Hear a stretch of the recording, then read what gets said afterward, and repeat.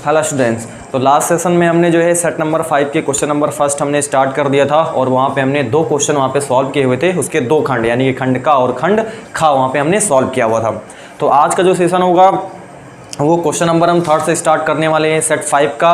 आपको याद रहे कि इस समय हम जो सेट सॉल्व कर रहे हैं वो सेट नंबर 5 है, ठीक है। आगे इससे पीछे के जो भी सेट हैं 1 2 3 4 जो है वो सारे सेट जो है मैंने अपलोड किए हुए हैं चैनल पे, आप जाकर के उसको क्या कर सकते हो, देख सकते हो, ठीक है। और अपनी अच्छी पकड़ जो है मैथमेटिक्स पे कर सकते हो और आप भी बड़े आसानी से चीज़ों को जो है समझ सकते हो, चीज़ों को आप बना सकते हो खुद। तो स्टार्ट करते हैं आज का सेशन हम। तो आज का जो क्वेश्चन है, क्वेश्चन नंबर जो है इसमें थर्ड है। इसमें कहा हुआ है 10 वर्ष पहले एक पिता की आयु 10 वर्ष पहले एक पिता की आयु अपने पुत्र की आयु की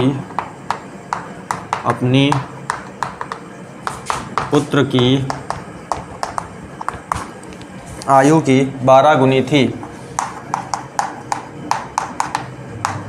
12 गुनी थी। परंतु 10 वर्ष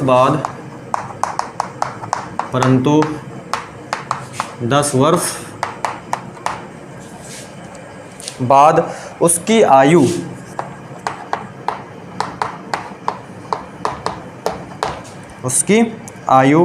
पुत्र की आयु की दोगुनी होगी, 2 गुनी होगी। पिता व पुत्र की वर्तमान आयु ज्ञात कीजिए। पिता व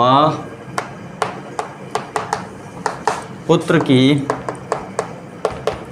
वर्तमान आयु ज्ञात कीजिए।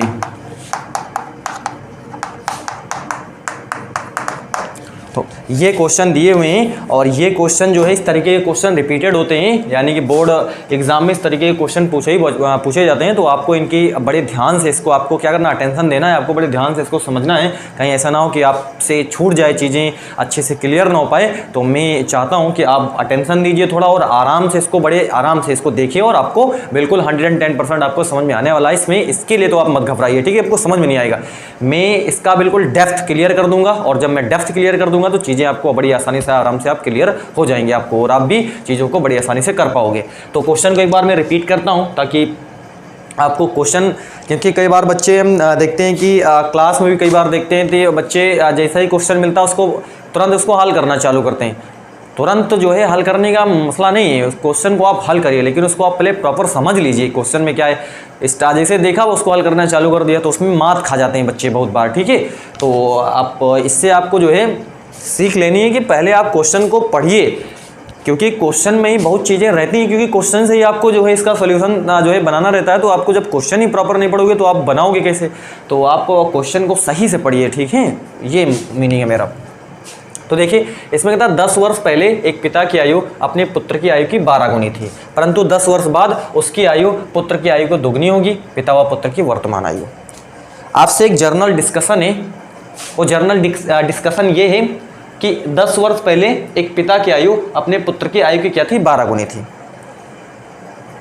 10 वर्ष पहले, अगर हम पहले बात करें या फिर जो है बाद में बात करें तो उसके लिए आपको क्या चाहिए, उसके लिए आपको प्रेजेंट एज आपकी क्लियर होनी चाहिए, तभी आप फ्यूचर में बता सकते हो आपकी एज क्या है, या पास्ट में आपसे पूछे पास्ट में आपकी एज क्या थी वो आप बता सकते हो। कब, जब आपका प्रेजेंट क्लियर होगा। एक बार उदाहरण के लिए आप मान लीजिए आपका प्रेजेंट क्लियर नहीं है, आपका प्रेजेंट एज क्लियर नहीं है। आपसे किसी व्यक्ति ने पूछा बताइए 10 साल बाद आपकी एज क्या होगी, 10 साल बाद आपकी एज क्या होगी। मैंने सवाल पहले से बोला हुआ है, पहले ये सवाल बोला हुआ है कि आपकी प्रेजेंट एज क्लियर नहीं है। आपसे सवाल पूछा गया कि 10 साल बाद आपकी एज क्या होगी। अब आपका प्रेजेंट क्लियर नहीं है तो आप कैसे बताओगे 10 साल बाद आपकी एज क्या होगी, बता पाओगे? सवाल ही नहीं है। जब आपका प्रेजेंट ही नहीं क्लियर है तो आप कैसे बता पाओगे कि आपकी जो है 10 साल बाद एज क्या होगी। नहीं बता सकते। आपसे किसी ने पूछा कि बताइए 5 साल पहले आपकी एज क्या थी, 5 साल पहले आपकी एज क्या थी, बता पाओगे? बिल्कुल नहीं बता पाओगे, क्योंकि आपके प्रेजेंट नहीं क्लियर है। क्योंकि जब तक प्रेजेंट नहीं क्लियर होगा तो ना आप पास्ट में जा सकते हो, ना आप तो आप फ्यूचर में जा सकते हो। तो ओवरऑल यहाँ से ये रिजल्ट आता है कि आपको पहले प्रेजेंट एज क्लियर होनी चाहिए, तभी आप बाद में या फ्यूचर में जिसे बोले तो ठीक है ना, या फिर आप उसको आप पास्ट एज आप क्या कर सकते हो, बता सकते हो। उम्मीद करते हैं ये डिस्कशन से आपको क्लियर हो गया होगा। आपको ओवरऑल आपको प्रेजेंट मालूम होना चाहिए, ठीक है। तो वही चीज़ यहाँ पे हमसे पूछा हुआ है कि प्रेजेंट में एज आपको क्या करनी है, दोनों की बतानी है, पिता और पुत्र की। तो यहाँ पे देखें, तो हम इसका सॉल्यूशन करते हैं। तो हम मान लेते हैं, माना पिता की वर्तमान आयु x वर्ष तथा पुत्र की वर्तमान आयु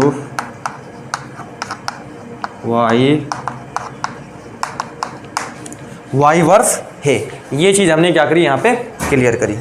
अब देखिए, अब प्रश्नानुसार हम देखते हैं, 10 वर्ष पहले बात की गई है, तो अब हमको प्रेजेंट क्लियर है कि प्रेजेंट में जो पिता की जो आयु है वो x वर्ष है और उसके पुत्र की जो आयु है वो y वर्ष है। प्रेजेंट आपको क्लियर हो गया यहाँ पे। अब जब प्रेजेंट आपको क्लियर है तो आप 10 वर्ष पहले बताओ या फिर 10 वर्ष बाद बताओ, कोई मसला नहीं, ठीक है ना, आराम से आप इसको बता सकते हो। तो 10 वर्ष पहले, 10 वर्ष पहले हम एज पहले क्लियर कर लेते हैं कि दोनों लोगों की एज क्या है, उसके बाद में तो दिखाएंगे क्या है, दुगुनी है, चौगुनी है, 12 गुनी क्या है, जो भी है उसके अनुसार हम उसको काम करेंगे यहाँ पे, ठीक है। तो 10 वर्ष पहले पिता की आयु। अब 10 वर्ष पहले आपसे किसी व्यक्ति ने पूछा, अब आपकी प्रेजेंट क्लियर है, मान लेते हैं कि आपकी प्रेजेंट एज जो है 15 वर्ष है। कितनी है प्रेजेंट एज जो है वो आपकी 15 वर्ष है। आपसे पूछा कि 10 वर्ष पहले बताइए आपकी एज क्या थी, तो 10 वर्ष पहले आप एज क्या बताओगे, आप 5 वर्ष बता दोगे। अगर आपकी प्रेजेंट में 15 है तो 10 वर्ष पहले जो अगर आप बताओगे तो कितनी बताओगे, आप 5 बता दोगे, सिंपल है। तो आराम से हम क्या करते हैं, मतलब आपको क्या कर देना होता है, घटाना होता है वहाँ पे, ठीक है। मतलब जो आपको जितने वर्ष पहले बोला हुआ है उतने वर्ष को आपको क्या कर देना है, घटा देना है आपको, सिंपल, ठीक है। तो क्या हो जाएगा आपके पास, यहाँ से x माइनस 10 वर्ष हो जाएगा, ठीक है। पुत्र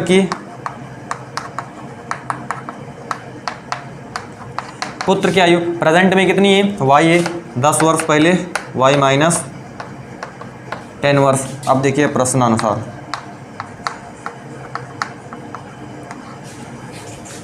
दस वर्ष पहले पिता की आयु, तो 10 वर्ष पहले पिता की आयु क्या है, x माइनस 10। अपने पुत्र की आयु की, उसके पुत्र की आयु क्या है, 10 वर्ष पहले y माइनस क्या है, 10 है, कि 12 गुनी थी, की का मतलब गुणा, 12 गुनी का मतलब 12 से हमने क्या कर दिया, मल्टीप्लाई कर दिया। अब इसको आप समझो, 10 वर्ष पहले पिता की आयु पुत्र की आयु की 12 गुनी थी, तो 12 गुनी है यहाँ पे, सिंपल। अब इसको हम क्या करते हैं, सॉल्व करते हैं। x माइनस 10 बराबर ये कितना हो जाएगा, 12y, और ये 100 कितना हो जाएगा, 20 हो जाएगा, ठीक है। ये आपके पास हो गया। अब यहाँ पे देखिए हम क्या कर सकते हैं, ये x माइनस 12y बराबर माइनस 120 है, प्लस का कितना हो जाएगा, 10 हो जाएगा, ठीक है। ये माइनस 120 इस साइड था ना, ये प्लस का 10 था, इसको हमने माइनस का 10 था, इसको हमने इस साइड लेके आए तो क्या हो गया, ये प्लस का 10 हो गया, ठीक है। तो x माइनस 12y बराबर कितना हो जाएगा, माइनस का 110 हो जाएगा। इसको हम बोल लेते हैं, ये आपकी इक्वेशन नंबर क्या है, फर्स्ट है। सिंपल, इतना आपको क्लियर हो गया है। हमने यहाँ पे इस तरीके से यहाँ पे लिखा हुआ है, इसको x माइनस 10 है बराबर, इसको इसके साथ गुणा कराया 12y, इसको इसके साथ गुणा कराया तो कितना हो गया, माइनस का 120 हो गया, ठीक है। x माइनस 12y, 12 को हमने इस साइड ले आया तो ये माइनस का हो गया, और इसको हमने उस साइड भेजा तो ये हमने देखो इसको प्लस का लिखा हुआ है यहाँ पे, ठीक है। तो अब आप देख रहे हो माइनस का 120 है, प्लस का 10 है, बचेगा आपके पास कितना, माइनस का 110 बचेगा। इसको हमने फर्स्ट इक्वेशन बोल दी। अब देखिए, अब आपसे बोला हुआ है परंतु 10 वर्ष बाद, तो 10 वर्ष बाद पहले एज क्लियर करते हैं। 10 वर्ष बाद, तो 10 वर्ष बाद पिता की आयु, पिता की आयु क्या हो जाएगी, x प्लस 10 वर्ष और पुत्र की आयु, पुत्र की आयु क्या हो जाएगी, ये y प्लस 10 वर्ष। प्रश्नानुसार क्या कहा हुआ है, 10 वर्ष बाद उसकी आयु मतलब पिता की आयु, ठीक है, पुत्र की आयु के दोगुनी होगी। तो यहाँ पे देखिए जो पिता की आयु है ना, 10 वर्ष बाद पुत्र की आयु जो है उसकी क्या होगी, दोगुनी हो जाएगी आपके पास, ये आपसे बोला हुआ है। तो क्या हो जाएगा यहाँ से प्लस 10 बराबर इसको इसके साथ 2y प्लस का इसको इसके साथ 2 दहम्मा 20 हो जाएगा, ठीक है। ये x माइनस 2y बराबर हो जाएगा 20 माइनस कितना हो जाएगा 10 हो जाएगा। इस 2y को हमने इस साइड लेके आया तो माइनस का हो गया, इसको हमने उस साइड भेजा तो यहाँ पे ये माइनस का हो गया, ठीक है।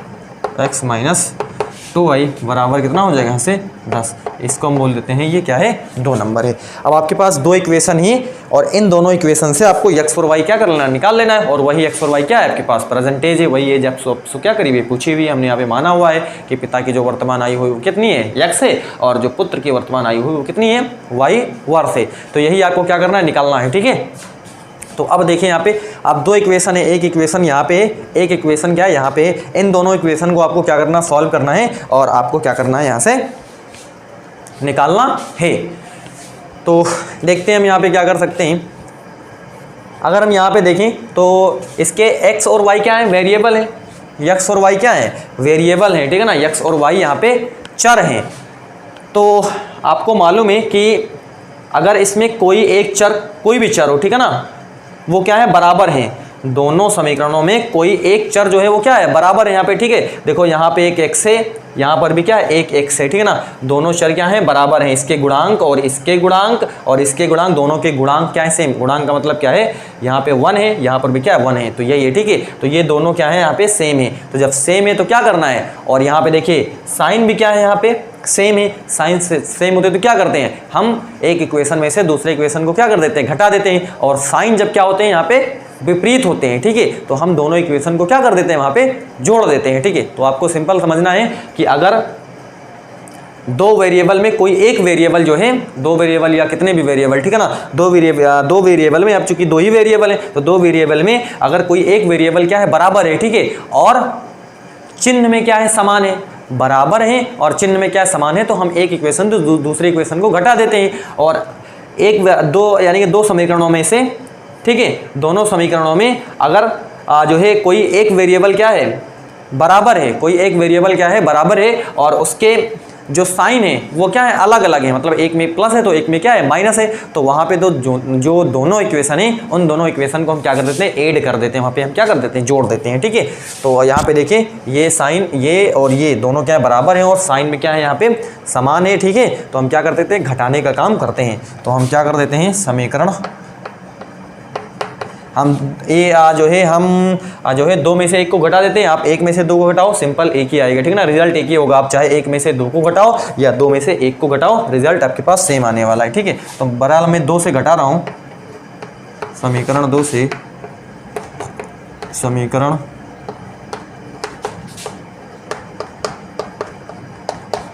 घटाने पर तो क्या हो जाएगा, x माइनस 2y बराबर कितना हो जाएगा 10 हो जाएगा, और यहाँ पे x माइनस 12y बराबर माइनस का 1 कितना हो जाएगा 0 हो जाएगा यहाँ पे, ठीक है। तो घटा देते हैं, माइनस है तो ये प्लस हो जाएगा। साइन क्या होते हैं, चेंज हो जाते हैं, ठीक है ना। यहाँ पे घटाने में हम ये करते हैं कि यहाँ पे प्लस है तो यहाँ पे क्या हो गया माइनस हो गया, ये माइनस है तो ये प्लस हो जाएगा, और ये माइनस है तो ये क्या हो जाएगा प्लस हो जाएगा। घटाने पे चेंज होता है, ठीक है, प्लस वाले पे कोई परिवर्तन नहीं होता है, केवल घटाने पे साइन चेंज होते हैं। तो ये तो कट जाएगा। अब देखो ये माइनस का हो गया, ये वाला प्लस का हो गया। अब ये साइन आपको देखना ये काम करेगा, जो नीचे वाला होगा उसके लिए जो ये वाला साइन इनमें लगा है यही काम करेगा। तो अब नीचे के लिए ये वाला मतलब 12y जो है वो प्लस का 12y है, ठीक है। तो अब देखो 12y है यहाँ पे 2y है तो कितना बचेगा 10y बचेगा, है ना, कितना बचेगा 10y आपके पास बचेगा यहाँ पे बराबर। अब यहाँ पे कितना है, ये प्लस का 110 है और ये प्लस का कितना है आपके पास कितना है 10 है, तो कितना हो जाएगा प्लस का 120 हो जाएगा, ठीक है। कितना हो जाएगा 120। तो यहाँ से अगर आप y बराबर निकालोगे तो 120 बटा कितना हो जाएगा 10, तो ये कट ही जाएगा यहाँ पे, ठीक है। तो y बराबर कितना आ जाएगा 12 वर्ष। तो कहने का मतलब है कि उसके पुत्र की जो आयु है वो कितनी है 12 वर्ष है, मतलब 12 वर्ष है उसके पुत्र की आयु। अब हम क्या करते हैं उसके पिता की आयु निकालते हैं। तो दो इक्वेशन है आपको, किसी भी इक्वेशन में आप क्या कर दो y का मान क्या कर दो रख दो, आपको x का मान मालूम हो जाएगा। तो किसी भी इक्वेशन में आप रखो, इसके लिए आपको नहीं घबराना है, ठीक है। तो मैं यहाँ पे देखता हूँ, हम क्या करते हैं इस y का मान हम रख देते हैं समीकरण, चलिए हम 2 में ही रख देते हैं, ठीक है। y का यह मान, y का यह मान समीकरण 1 में, समीकरण 2 है, ठीक है ना, 2 में आपको क्या करना है रखना है। तो 2 में हमने कहा हुआ है, ठीक है। तो x माइनस 2y बराबर कितना है आपके पास 10 है, ठीक है। x माइनस 2 इंटू वाई कितना है यहाँ से 12 है, ठीक है, बराबर कितना है यहाँ से 10 है, ठीक है। तो x माइनस 12 दूनी 24 बराबर कितना हो जाएगा 10। तो x बराबर 10 प्लस 24 हो जाएगा, ठीक है। तो x बराबर 24 10 कितना हो जाएगा 34 वर्ष हो जाएगा, ठीक है। तो कहने का मतलब है कि पिता की जो वर्तमान आयु है वो 34 वर्ष है और उसके पुत्र की जो वर्तमान आयु है वो कितनी है 12 वर्ष है। अब इसको अगर हम क्लियर करना चाहें कि जो हमने यहाँ पे निकाला हुआ है, जो रिजल्ट आपको निकल के आया है वो रिजल्ट सही है या नहीं सही है, उसको भी आप क्लियर कर सकते हो। तो उसको मैं आप भी क्लियर कर देता हूँ, बाकी उसकी आवश्यकता नहीं है आप मैं आपको, ताकि आप समझ सको कि मैंने यहाँ पे जो निकाला हुआ है वो बिल्कुल क्लियर है कि इसमें भी कोई डाउट है, ठीक है। तो मैं इसको भी क्लियर कर देता हूँ। चलिए मैं इसको अब इरेज कर रहा हूँ, आप इसका स्क्रीनशॉट ले लीजिए। आप तुरंत वीडियो को पॉज करके आप कहीं पर भी उसको नोट कर लो, ठीक है। तो मैं इरेज कर रहा हूँ अब।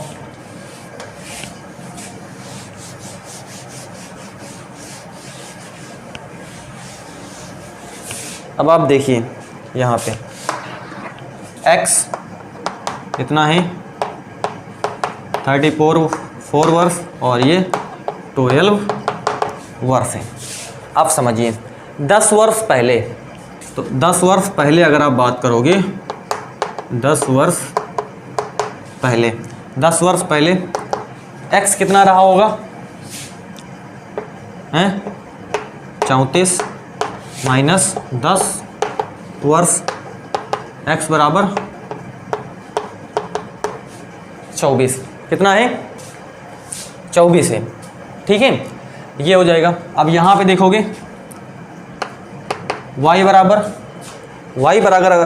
अगर हम देखें तो कितना है आपके पास यहाँ से y, वो जो आपकी प्रेजेंट एज है वो कितनी है, प्रेजेंट एज y जो निकल के आया है वो 12 वर्ष है, ठीक है ना। तो 12 है, तो आपको क्या करना है 10 वर्ष पहले बात किया ना, तो 10 हम क्या कर देते हैं घटा देते हैं ये, तो आपके पास कितना हो जाएगा 2 वर्ष हो जाएगा। तो 10 वर्ष पहले जो उसके पिता की आयु थी वो कितनी थी 24 वर्ष थी। 10 वर्ष पहले उसके पुत्र की आयु कितनी थी 2 वर्ष थी।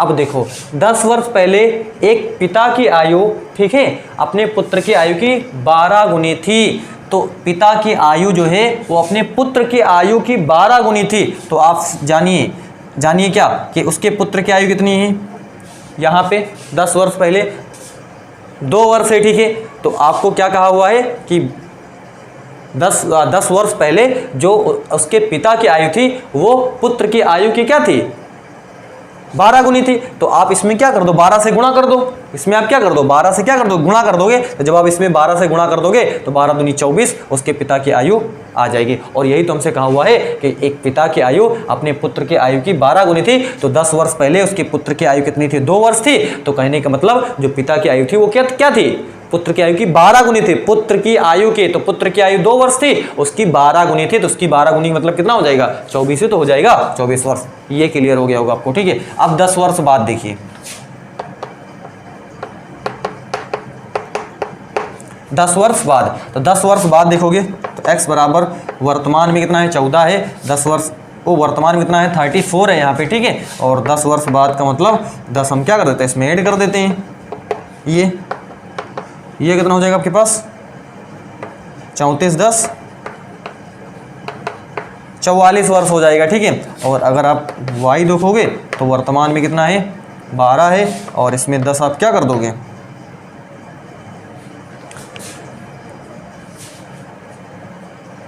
10 इसमें हम क्या कर देते हैं, ऐड कर देते हैं, ठीक है ना। वर्तमान में अगर हम प्रेजेंट में देखेंगे तो प्रेजेंट में कितनी है, 12 है, तो यहाँ पे आपके पास वर्ष हो जाएगा, ठीक है। तो वहाँ से y बराबर आपके पास 12 10 कितना हो जाएगा, 22 वर्ष हो जाएगा। तो अगर आप यहाँ पे देखो तो क्या पता चलता है कि 10 वर्ष बाद, तो 10 वर्ष बाद उसके पिता की आयु जो है वो 44 वर्ष है, और 10 वर्ष बाद जो है उसके पुत्र की आयु जो है वो कितनी है, 22 वर्ष है। तो यहाँ पे बोला हुआ है कि पिता की आयु जो है पुत्र की आयु की क्या थी, दोगुनी थी। तो आप देख रहे हो पुत्र की आयु जो पिता की आयु थी, वो पिता की जो आयु है वो पुत्र की आयु कितनी है, 22 वर्ष है, इसकी दोगुनी तो है, इसके जो है पिता की आयु 44 वर्ष, मतलब 22 दूनी 44, दोगुनी तो है ना। तो 10 वर्ष बाद अगर आप देख रहे हो तो उसके पिता की आयु जो है वो पुत्र की आयु की दोगुनी, मतलब 22 दूनी 44 वर्ष है। ये वेरीफाई भी हमने यहाँ पे कर दिया है। अब इतना डेप्थ, इससे डेप्थ नहीं हो पाएगा, क्योंकि यही इसका जो है डेप्थ था। मैंने सब कुछ इसमें क्लियर कर दिया हुआ है। उम्मीद करते हैं ये आपको अब हमसे 7 जन्म तक आपको ये याद रहेगा, चीज़ें आपको मैंने यहाँ पे बिल्कुल क्लियर कर दी हैं। तो अब हम नेक्स्ट क्वेश्चन की तरफ बढ़ते हैं, ठीक है। मैं इसको इरेज कर रहा हूँ, आप इसका स्क्रीनशॉट ले लीजिए।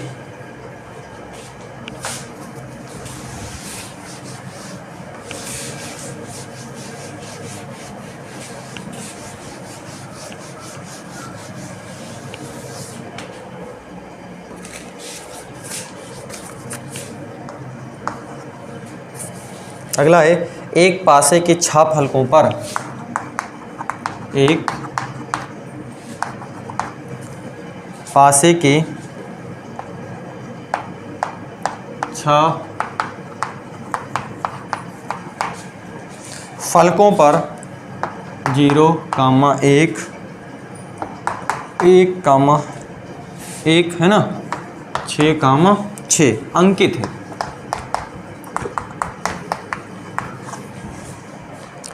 ऐसे 2 पासों को एक साथ फेंका जाता है। ऐसे 2 पासों को एक साथ फेंका जाता है और इन पर आई संख्याओं का योग, और इन पर आई संख्याओं का योग लिख लिया जाता है।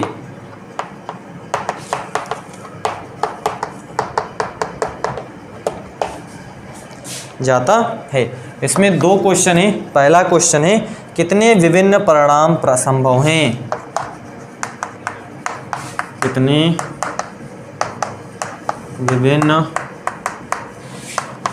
परिणाम संभव हैं। और अगला क्वेश्चन है, योग 7 प्राप्त करने की प्रायिकता क्या है। योग 7 प्राप्त करने की प्रायिकता क्या है, ये क्वेश्चन यहाँ पे है। ये क्वेश्चन जो है वो प्रोबेबिलिटी से है, ठीक है, यानी कि प्रायिकता से है। तो क्वेश्चन को आप समझिए, यहाँ पे कोई क्वेश्चन ज़्यादा कॉम्प्लिकेटेड नहीं है, क्वेश्चन आराम से आप समझिए। एक पासे के 6 फलकों पर, आपने पासा देखा हुआ है, वही जो लूडो खेलते हो आप, ठीक है, वही पासा की बात की गई है, ठीक है। एक पासा के 6 फलकों पर उसके 6 फलक होते हैं, ठीक है ना, मतलब 6 आपके पास 6 पृष्ठ होते हैं आपके, आप देख ही रहे हो, उसमें आप देखना तो उसमें आपको 6 दिखाई देंगे, ठीक है। तो उस पर जो है 0, 1, 1, 1 और 6, 6 ये आपके पास क्या है, वहाँ उस पर मतलब दर्ज है, ठीक है, उस पासे पे। ऐसे 2 पासों के एक साथ फेंकते हैं, 2 पासों, इस तरीके के 2 पासे हैं, उसको हम एक साथ क्या करते हैं, उछालते हैं, और इन पर आई संख्याओं का योग क्या कर दिया जाता है, लिख लिया जाता है। पहला देखिए ये चीज़, आप विभिन्न परिणाम संभव है, तो पहला क्वेश्चन हम क्या करते हैं, इसको यहाँ पे सॉल्व करते हैं। विभिन्न परिणाम कितने, मतलब कितने विभिन्न परिणाम संभव हैं, ये आपको क्या करना है, बताना है। तो देखिए यहाँ पे सबसे पहले आप समझिए प्रायिकता का मीनिंग क्या है। प्रायिकता का मतलब होता है अनुकूल परिणाम, अनुकूल बटे कुल, ठीक है। क्या होता है, अनुकूल परिणाम बटे कुल, कुल जितने परिणाम होंगे वो आपके लिखे जाएंगे और ऊपर अनुकूल परिणाम जो आपसे सवाल पूछेगा वो आपके अनुकूल परिणाम हो जाएंगे और आपके नीचे क्या लिखना है, आपको कुल लिखना है यहाँ पे, ठीक है। अब आपको क्लियर हो जाएगा मैं क्या करना चाह रहा हूँ यहाँ पे। तो अगर हम एस यहाँ पे क्या करें, निकालें, ठीक है, यानी कि प्रतिदर्श समष्टि अगर हम निकालें तो यहाँ पे हम क्या देख सकते हैं कि क्या क्या चीज़ें यहाँ पे हैं, 0 है, 1 है, 1 है, 1 है, 6 है, 6 है, ये है आपके पास। तो अगर हम दो पासों को साथ उछालते हैं तो हो सकता है कि पहले पासे पे 0 आए, दूसरे पासे पे भी क्या है, 0 आए, है ना। हो सकता है पहले पासे पे क्या है, 0 आए, दूसरे पासे पे भी क्या है, 0 आए। हो सकता है कि पहले पासे पे 0 आए, दूसरे पासे पे क्या आ जाए, 1 आ जाए।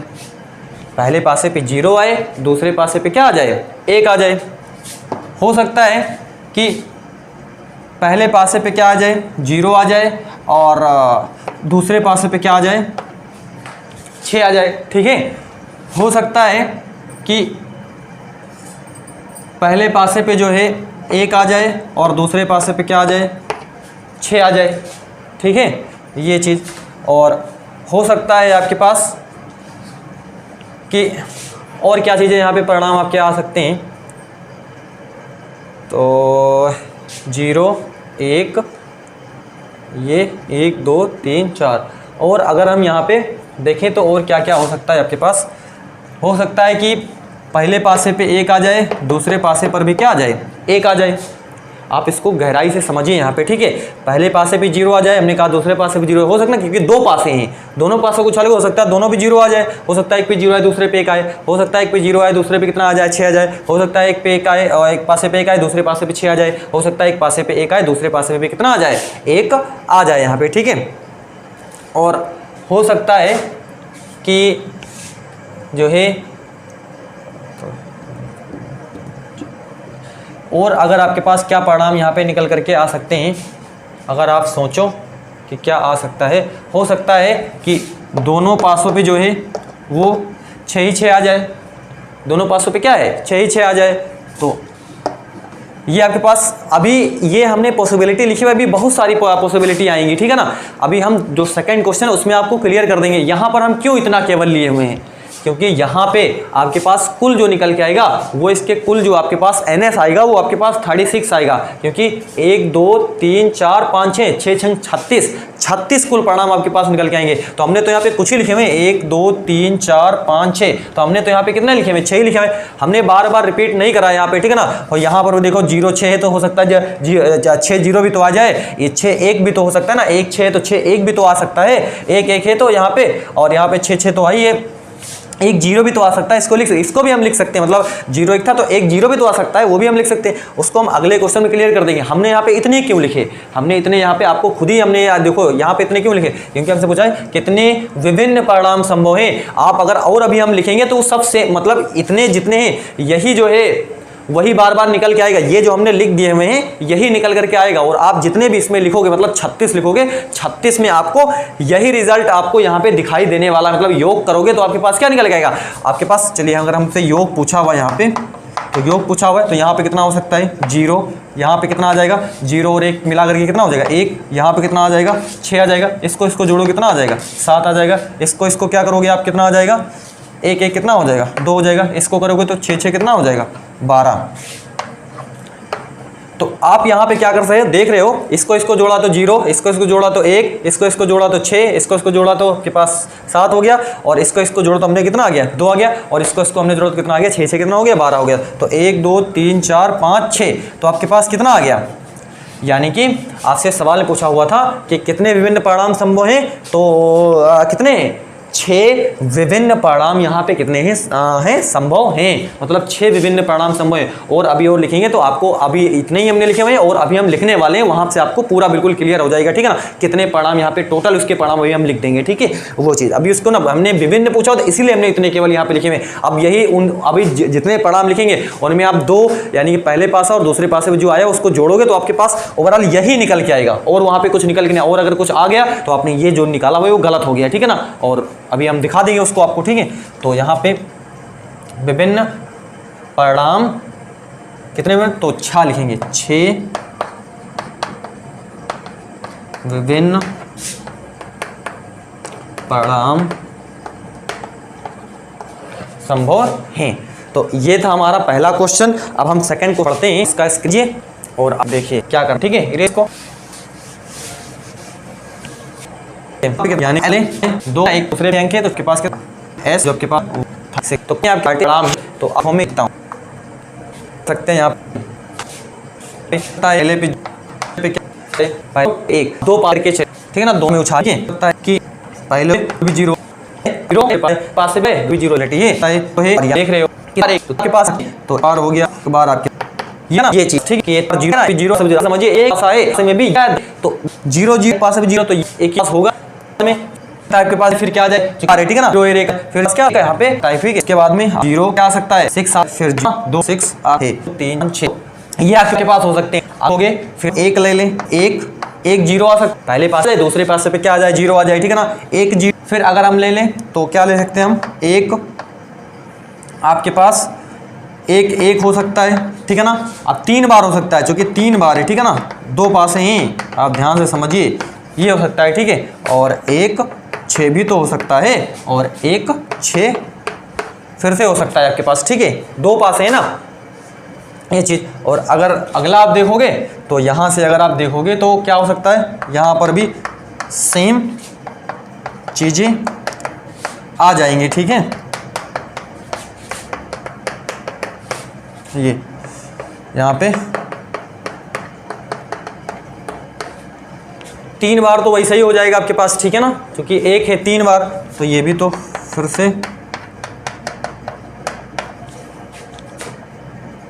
एक है।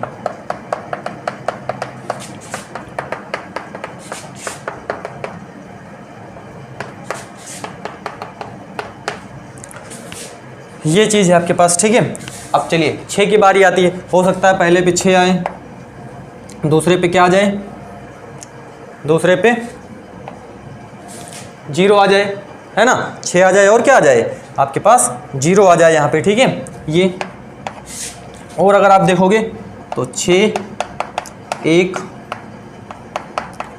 6 1 6 1 है ना, और 6 भी हो सकता है और 6 भी आ सकता है ठीक है। और अगर आप देखोगे तो एक और 6 है ठीक है, तो यही चीज़ फिर से रिपीट हो जाएगा,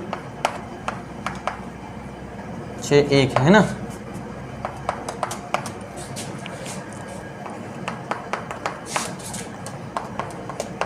ये चीज़ तो ये आप देख रहे हो, ये कुल परिणाम है। आप देखो 1 2 3 4 5 6 है ना, एक में 6 1 2 3 4 5 6 6 छंग 36, ये कुल 36 हैं। इतनी संभावनाएं टोटल हो सकती हैं ठीक है, क्लियर है कि नहीं। अब देखो 0 1 है तो 1 0 भी है ना, 1 0 ये तो हमने लिखा हुआ है। अब कोई ऐसा नहीं है जो आपके पास इसमें से बच जाए, 2 पास है उसको ध्यान में लेकर के आप चलिए, तो इतनी चीज़ें यहाँ पे हो सकती हैं आपके पास ठीक है।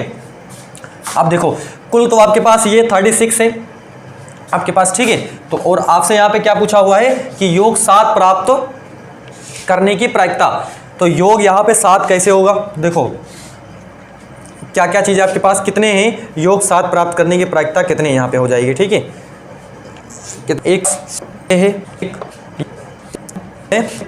आपके पास ये वाला है प्रायिकता, ये देख तो गिन 1 2 3 5 6 हो गया, 6 के कितना हो जाएगा 7 हो जाए, 1 आएगा, 1 कितना 9 हो जाए, 9 कितना हो जाए 9 कितना हो जाएगा आपके पास हो जाएगा, उसके बाद 11 और 1 कितना हो जाएगा तो टोटल यहाँ पे 12 है। गिन लो तो आपके करने की प्रायिकता आप टोटल यहाँ पे गिन 2 3 4 1 7 6 2 3 4 5 6 6 के बाद यहाँ पे देखो 7 1 8 1 कितना हो जाएगा 9 1 10 1 11 1 12 है ठीक है। तो यानी कि जो आपके पास क्या बोला हुआ है, यानी कि जो आपके पास यहाँ से NE निकालोगे, NE आपके पास कितना है यहाँ से 12 है ठीक है ना, यानी कि योग की प्रायिकता, तो ये आपके पास घटना के घटित होने की प्रायिकता है ठीक है ये चीज़। तो ये आपके पास कितना है 12 है, तो प्रायिकता बराबर अगर हम निकालें यहाँ पे तो प्रायिकता कितनी हो जाएगी, अनुकूल परिणाम मतलब 12 है और कुल जो है आपके पास कितनी है 36 है, तो 12 का नाम 12, 12 3 36, तो प्रायिकता कितने हो जाएगी? 1/3 हो जाएगी। उम्मीद करते हैं ये आपको क्लियर हो गया होगा। इसमें आपको दिक्कत आ सकती है, लेकिन अगर आपने प्रॉपर इसको समझा हुआ है, जैसे मैंने बताया, अगर आपने उसको प्रॉपर समझ लिया है तो आराम से आप चीज़ें क्लियर हो जाएंगी आपकी। ठीक है, चलिए नेक्स्ट क्वेश्चन की तरफ बढ़ते हैं। आप इसका स्क्रीनशॉट ले लीजिए।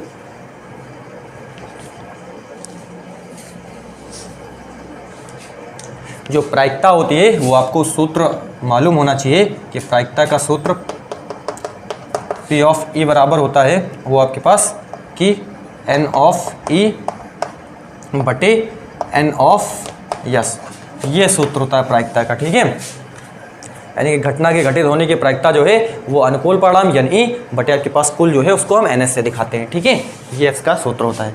तो मैं इसको इरेज कर रहा हूँ अब।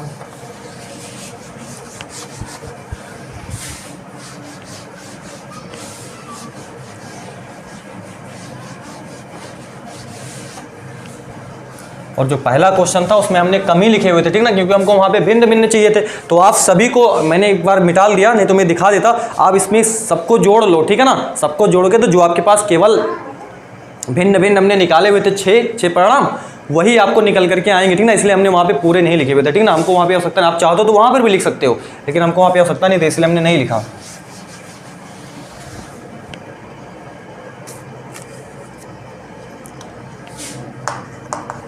अगला है क्वेश्चन, इसमें कहता है परिमेय संख्या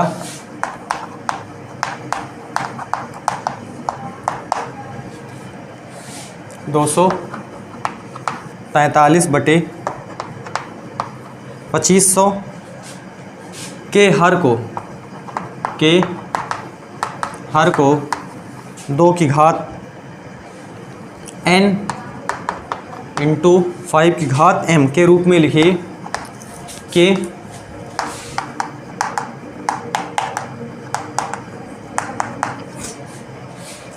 यहाँ m और n ऋणोत्तर पूर्णांक हैं, यहाँ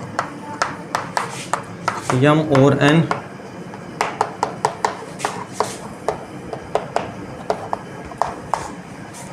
पूर्णांक हैं।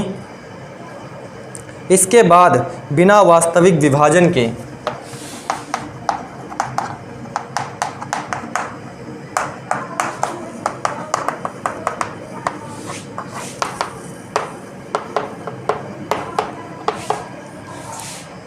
इस परिमेय संख्या का दशमलव प्रसार ज्ञात कीजिए। परिमेय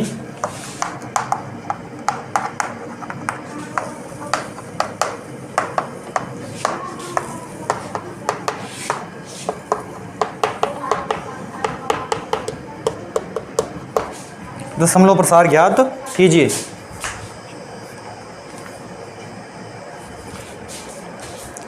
चलिए, तो यहाँ पे देखिए आपके पास परिमेय संख्या है 243 बटे 2500, ये है।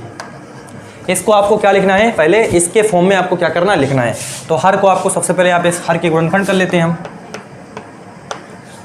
तो 2 एक अन्नम 2, 2 दूनी 4, 2 पंचे 10, 0, 2 छंग 12, 2 दूनी 4, 2 पंचे 10, 5 2 7, 7 6 13, फिर 5 है ना, 5 का नम 5 हो जाएगा, 5 दूनी 10, 5 पचे 25, 5 दूनी 10, 5 पचे 25, 5 पचे 25, 5 का नम 5, ये चीज़ है ना। आप देखोगे 2 दूनी 4, 4 पंचे 20, 20 पंचे कितना हो जाएगा 100, 100 पचे कितना हो जाएगा 500, और 500 गुणे 5 है ना, 5 से 25 2500, क्लियर। तो यहाँ से 243 बटे 2 गुणे 2 है ना, गुणे 5 गुणे 5 गुणे 5 गुणे कितना है 5 है, ठीक है ना, 4 बार है, 1 2 3 4, ठीक, ये बटे 2 की घात कितनी है 2 हो जाएगा, और 5 की घात कितनी है यहाँ से 4। तो इसके फॉर्म को हमने क्या कर दिया, यहाँ पे लिख दिया, ठीक है ना। हर को हमने 2 की घात n इंटू 5 की घात m के रूप में लिख देना। n जो है n बराबर कितना है यहाँ से 2 है, और m बराबर कितना है 4 है। तो इसके रूप का तो हमने क्या कर दिया, लिख दिया, ठीक है। ये चीज़ अब अगला क्वेश्चन इसमें पूछा हुआ था, तो पहला तो सॉल्व हो गया यहाँ पे। अगला पूछा हुआ है बिना वास्तविक विभाजन किए है ना इस परिमेय संख्या का दशमलव प्रसार आपको क्या करना है, ज्ञात करना। तो दशमलव प्रसार हम क्या करते हैं, निकालते हैं। तो इसको हम ऐसा करते हैं कि इसके अंश और हर में मतलब इसमें पावर क्या कर लेते हैं, बराबर कर लेते हैं, ठीक है ना। चाहे आप इसकी पावर बराबर कर लो या इसकी पावर, दोनों में से दोनों की पावर बराबर करना है आपको, ठीक है ना। आप कैसे करोगे, तो उसको आपको देखो यहाँ पे 4 है, यहाँ पे कितना है, 2 है। तो हम अगर 2 की घात 2 से ऊपर नीचे हम क्या करा दें, गुणा करा दें, ठीक है ना, तो क्लियर हो जाएगा। ठीक है, देखिए तो 243 गुणे 2 की घात 2 बटे, अब यहाँ पे अगर आप देख ही रहे हो कि ये 2 गुणे आपके पास कितना हो जाएगा, 2 की पावर 2 गुणे 2 की पावर कितना हो जाएगा, 2 हो जाएगा, गुणे 5 की पावर कितना हो जाएगा, यहाँ से 4 हो जाएगा आपके पास, ठीक है ये चीज़। तो यहाँ से आपके पास 243 गुणे 2 की पावर कितना है, 2 है, और ये 2 की पावर आपके पास कितना हो जाएगा, 2 कितना हो जाएगा, 4 हो जाएगा आपके पास, ठीक है, और गुणे 5 की पावर कितना हो जाएगा आपके पास, 4 हो जाएगा यहाँ पे। सिंपल, इतना आपको समझ में आ रहा है यहाँ पे। अब ये आपके पास 243 और 2 दूनी आपके पास कितना हो जाएगा, 4 हो जाएगा। अब यहाँ पे देखो इसका गुणा करवा लो, तो 5 दूनी 10 और पावर में कितना हो जाएगा आपके पास, 4 हो जाएगा, ठीक है ना। अब देखिए पावर बराबर है, बेस क्या है, अलग अलग है, तो आपस में क्या हो जाती है, पावर आपके पास वही रहती है, ठीक है ना। और नीचे ये बेस क्या होता है, आपस में गुणा हो जाते हैं, ठीक है। और अगर आप देखोगे कि यहाँ पे अगर पावर आपके क्या हो, समान हो, ठीक है ना, अगर आपके पास क्या है, पावर नहीं, अगर आपके बेस क्या हो, समान हो, तो पावर आपस में क्या हो जाती है, ऐड हो जाती है, ठीक है। तो यहाँ पर देखो बेस क्या थे, बराबर थे, तो पावर हमने दोनों को क्या करते हैं, यहाँ पे ऐड कर दिया हुआ है, सिंपल। चलिए, तो यहाँ पे क्या करते हैं कि इसका गुणा करवा लेते हैं हम, 4 3 12 हो जाएगा, ठीक है ना, 4 3 12, 4 चौक 16, एक कितना हो जाएगा, 17 हो जाएगा, ठीक है ना। 4 दूनी 8, एक कितना हो जाएगा, 9 बटे 10 की घात कितना हो जाएगा, यहाँ से 4 हो जाएगा, ठीक है। 4 3 12, 4 चौक 16, एक 17, और 4 दूनी 8, एक कितना हो जाएगा, 9 हो जाएगा, ठीक है ना। अब यहाँ से 4 अंक के बाद वहाँ पे ऊपर वाले में हम 4 अंक के बाद क्या लगा देंगे, दशमलव लगा देंगे, ठीक है ना। तो 0.0972, तो ये आपके पास क्या हो जाएगा, फाइनल आंसर हो जाएगा। तो दशमलव प्रसार के रूप में इसको हमने ऐसे क्या कर दिया, यहाँ पे लिख दिया। उम्मीद करते हैं ये भी क्वेश्चन आपका क्लियर हो गया होगा, इसमें कोई डाउट नहीं होगा, ठीक है। तो अगले क्वेश्चन की तरफ हम यहाँ पे बढ़ते हैं। यहाँ पे बच्चों को कन्फ्यूजन आ सकता है, इसमें आपको हमने पावर बराबर करनी थी, इसीलिए हमने ऊपर नीचे जो गुणा करेंगे तो ऊपर नीचे दोनों, क्योंकि फिर से कैंसिल, अगर कैंसिल करना चाहे तो कर देगा ना, तो फिर से वही ऊपर वाला रिजल्ट आपके पास आ जाएगा, ठीक है। इसलिए हमने यहाँ पे ऊपर नीचे बराबर से गुणा करवाया, ठीक है ना। अब यहाँ पे हमें मालूम है कि अगर बेस क्या हो, बराबर हो, तो पावर आपस में ऐड हो जाती है, ठीक है ना। और अगर पावर बराबर होती है तो बेस आपस में गुणा हो जाते हैं। ये रूल आपको मालूम होना चाहिए घातांक और करणी का, ठीक है। तो आगे हम बढ़ते हैं, आप इसका स्क्रीनशॉट ले लीजिए।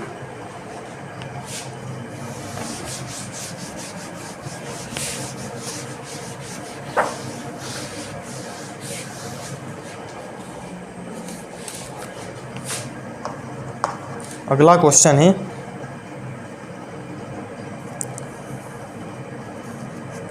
कि 4x² माइनस 4x प्लस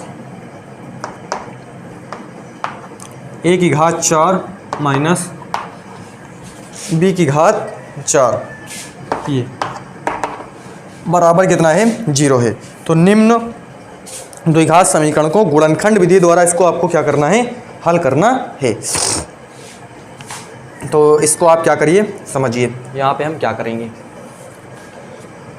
देखिए 4x² माइनस 4a²x, यहाँ पे इसको हम क्या कर सकते हैं, इसको आप ऐसे लिख सकते हो, ऐसे इसको लिखा जा सकता है, बराबर 0।